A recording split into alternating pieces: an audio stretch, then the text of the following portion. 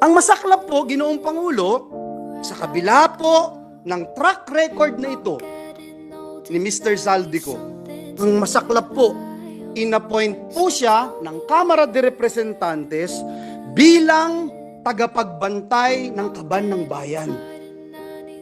Si Dracula, inappoint mo bilang tagapagbantay ng blood bank ng bayan. Wow, Mr. President.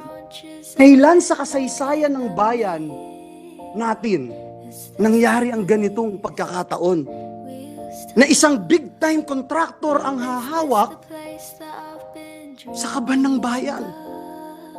Only in the Philippines, Mr. President. Mr. President, marami po akong pupwedeng sabihin, isa-isahin, pero hindi ko ngayon gustong pag-usapan ang